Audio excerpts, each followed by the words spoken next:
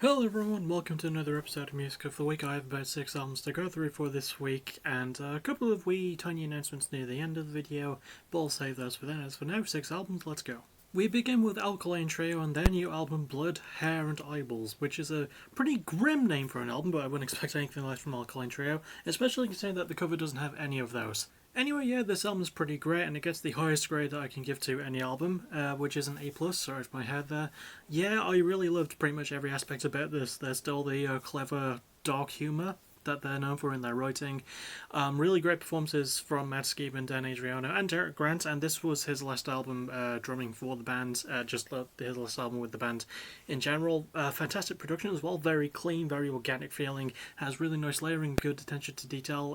Again, performance is great. I like a lot of the riff work. I do feel like in maybe a couple places it can feel like it feels like it should have gone to a different area in some points, but you know, the band have always been really good at like their fast-paced and oddly charming sort of style of punk. There's actually kind of a lightness to this one, which is not as present as it is on previous albums, I would say. Hang on, no, it's more present here than it is on previous albums. I completely botched that. But, well, this isn't scripted, so it's not really a botch, is it? You know, because yeah, you know how this works. But yeah, there's a bit of a lightness to this one that's not on their usual stuff, which I quite liked. Structuring wise as well. Really well handled, really nice pacing, solid flow of songs. There are maybe a couple that can blur a little tiny bit, but it's barely noticeable. And again, it's just the band doing really good shit. It's a really good band who I quite like, doing really good stuff. And yeah, no, definitely worth fucking recommend. Hence the A+.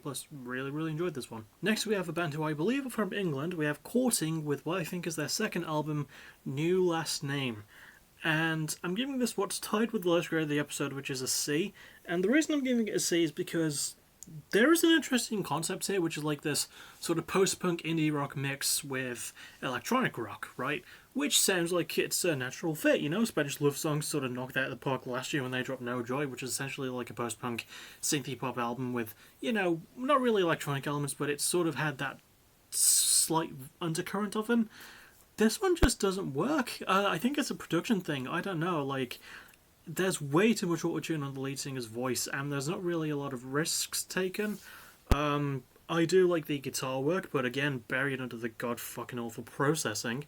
Structurally wise, it doesn't really go to a lot of places. The lyrics are kind of just weird and difficult to relate to. It's just really dumb lyrical themes.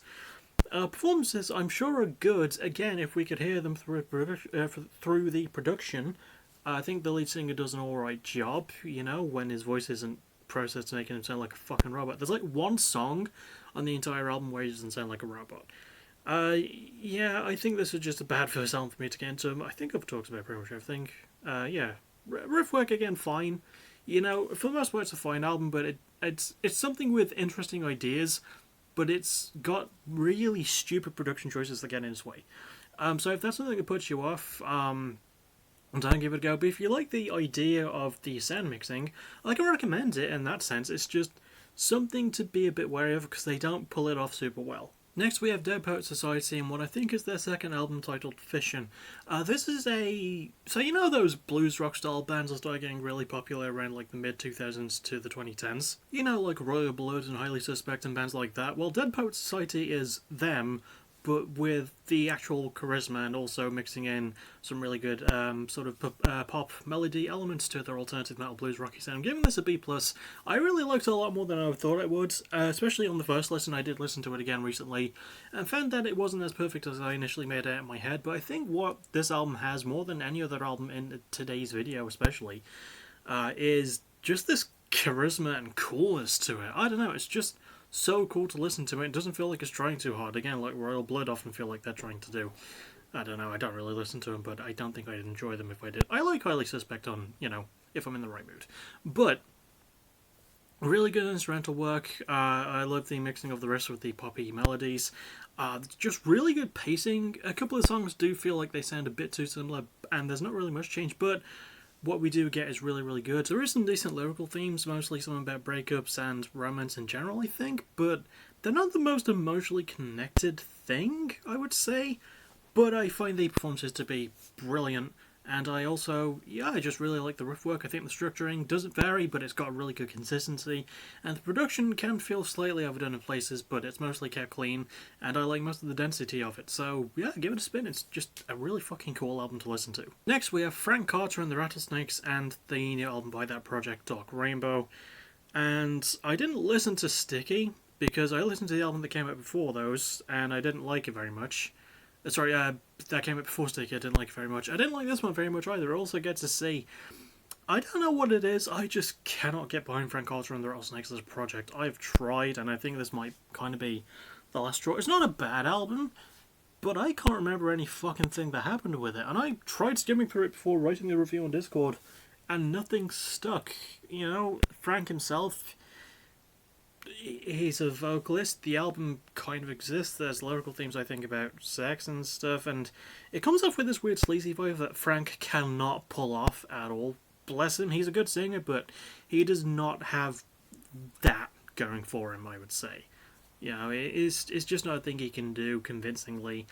I think that's probably my biggest gripe with the album. It's very unconvincing. It's very derivative. It doesn't feel like anything new at all, and a lot of people have been saying this is their best one since one of their earlier albums. I didn't listen to their earlier albums. I've only listened to one other one besides this one, and I think I picked the most bland ones because, good lord almighty.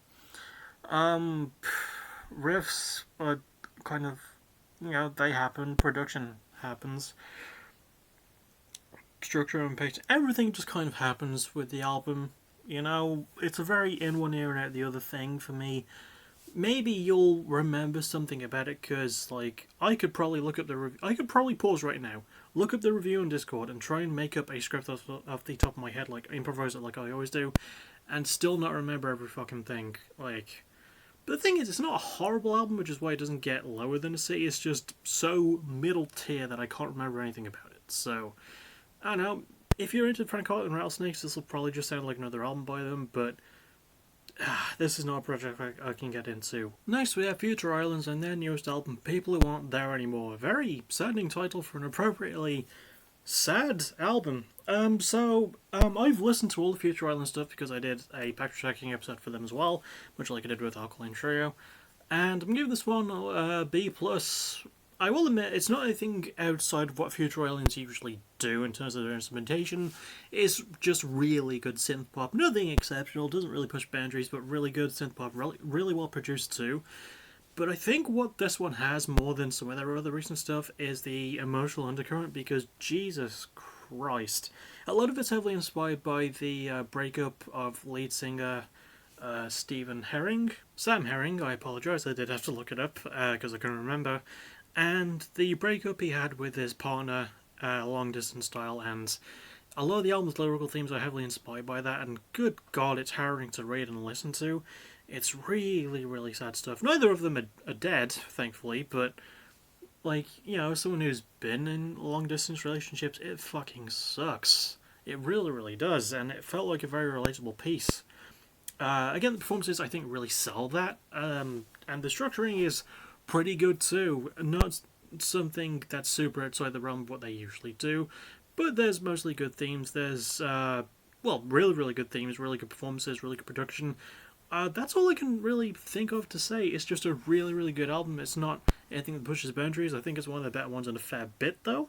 But, you know, they've always been really good at capturing the emotion of things and making you feel something. With synth pop of all genres, which is not a genre known for its emotional weight, but fuck, they do not skip around when it comes to what they write, and I really like that they leaned into that with this one. So yeah, for good writing and just really good synth pop tunage that'll make you cry a bit, this is an album that'll feel like it'll have its hand on your shoulder and give you a comforting pat. You know, this is that kind of album, and the kind of album we need to listen to every now and then. And finally, we have Resin Tomb with what I think is their second album, Cerebral Purgatory. Now, this is a band from Australia, which I found quite surprising, because it gets a B-, right? I think it's really good, deathy, sludgy metal. By the way, I think I forgot to mention Some of the other genres, Alkaline Trio does like their sort of dark punk rock, emo, pop punky stuff, and Frank Carter and the Rattlesnakes. It's sort of a alternative rock project thing. But yeah, Resident Evil Mario Death, sludgy metal thing. And they've got the instrumentation down pat. If you just want like a really heavy album with some surprisingly clean production, this will fill that space. It's not the best structurally, which is weird because there's only 8 songs on it, and I'm not kidding, 4 of those songs are 4 minutes 20 seconds. Literally half the album is 4:20. I don't know how to explain it.